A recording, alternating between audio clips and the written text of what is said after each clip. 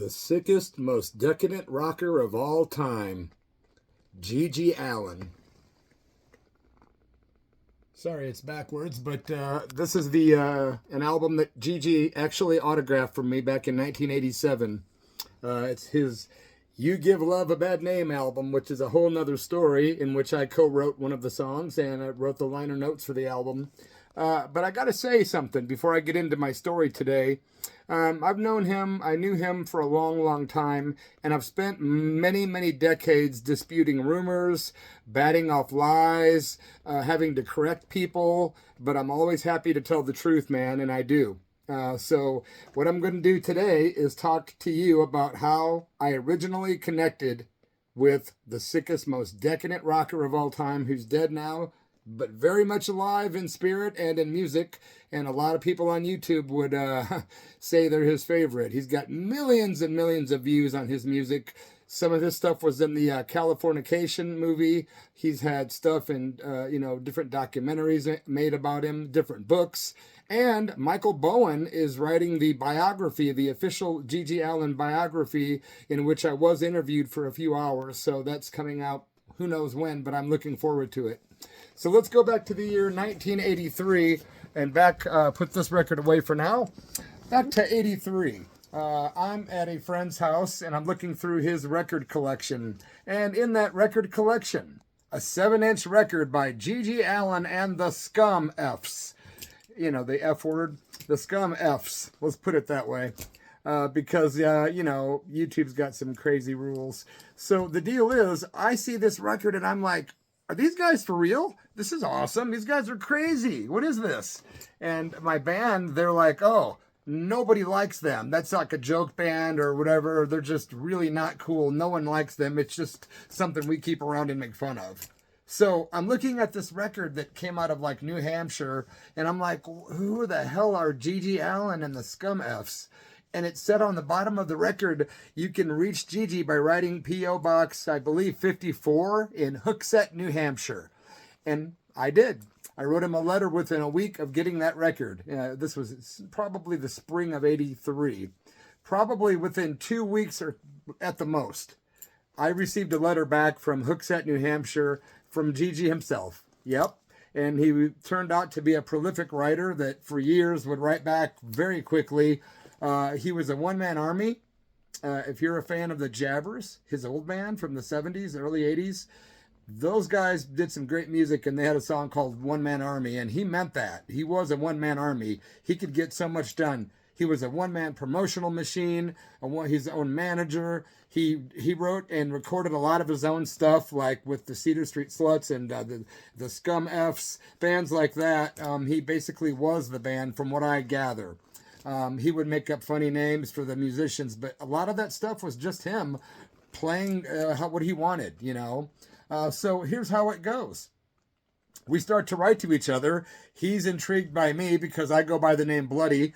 I'm intrigued by him because he's obviously this extreme rocker guy. Well, I just happen to be kind of drawn to that sort of thing. The Plasmatics, the Germs, anything extreme I was into. David Allan Coe. Anything in any musical genre that was like way tipping the scales was something that interested me. As a kid, it was Alice Cooper, for instance. So when I got older, it was Iggy Pop.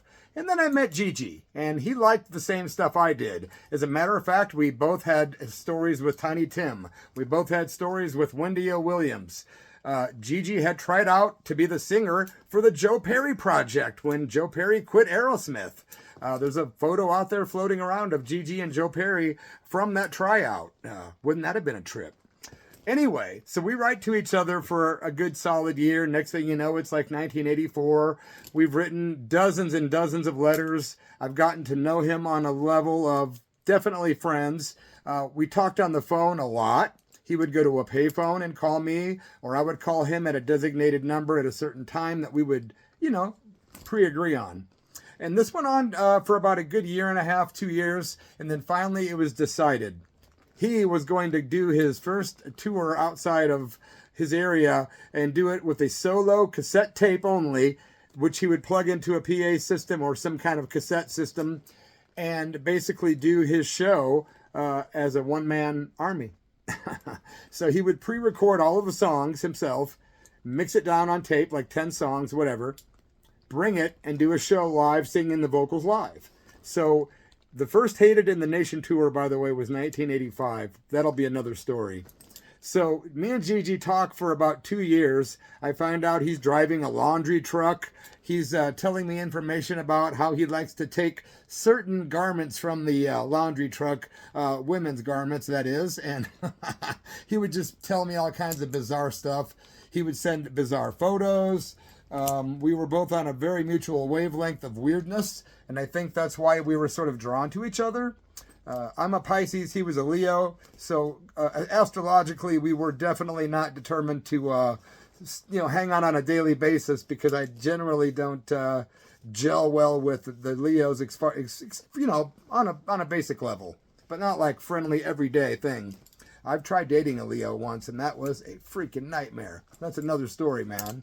But we talked for about 2 good years. I got to know this guy, and I started seeing him pop up in magazines all over the country, fanzines, national newspapers. It was like this guy was really gonna make sure he was not ignored, no matter what. And it was interesting because his earlier music was way different than the Scum F's. God, that sounds so stupid and censorship-ish. But anyway, man, the friendship got very intense. We ended up touring together several times, which I'm going to make a separate story.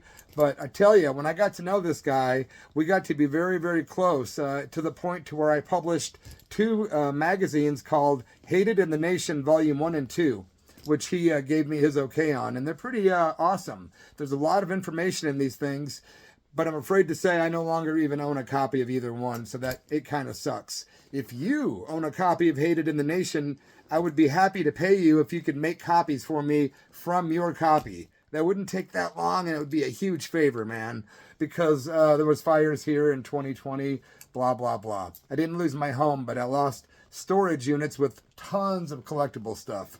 And it's amazing some of the stuff that's come back my way that's GG related that I traded off years ago, but that's another story as well.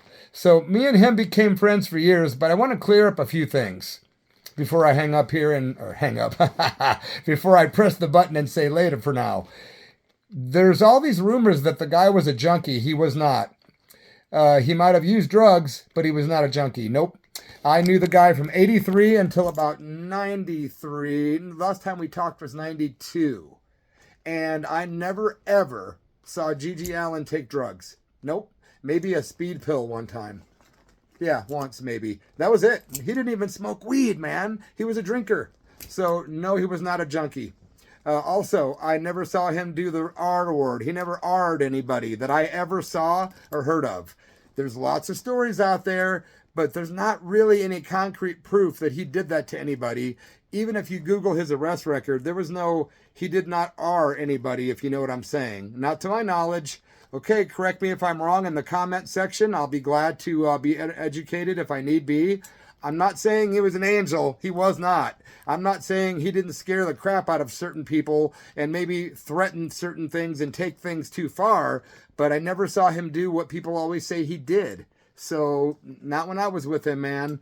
And as far as the racism or any of that kind of stuff too, not very much did I ever hear him spout much of that kind of stuff. And when he did, I was usually not saying much back because I didn't believe the same thing he did. We didn't have everything in common. But I will say we were very, very close friends for a very long time. And it was a real pleasure, to be honest. I was a whole different person than I am now, but don't get me wrong, man. I'm a rocker through and through. That's what I do. But he died in 93, and wherever he's at, man, I hope his spirit is roaming free and still kicking up dust wherever he's at, man. But all I can say is that I've got some stories coming that are going to blow your mind. Stuff I've never told, because let me tell you something. There's lots of documentaries and books about GG Allin. I'm not in most of them for 2 reasons. 1, I turned down most of the offers I've been given. 2, the big ones that I would not have turned down, the people that put the documentaries or the movies out or the books out were told by certain other parties that if I were to be included in these said productions, that they wouldn't be participating. So therefore, it forced me out of giving years and years of experience and history that I could have shared with you guys. So this is how I'm going to do it on YouTube, man. But I need subscriptions. So be cool to a brother. Just simply subscribe, give this video a like, leave a comment, connect with me if you want. And I've got stories that'll blow your mind, man. The first time he ever did You Know What on a stage was right here in my town in Peoria, Illinois, or Creve Coeur back in 1985. That's going to be a story coming up on my channel, as well as the Hated in the Nation Tour #1 and 2. I was there with them as an opening act on both those tours.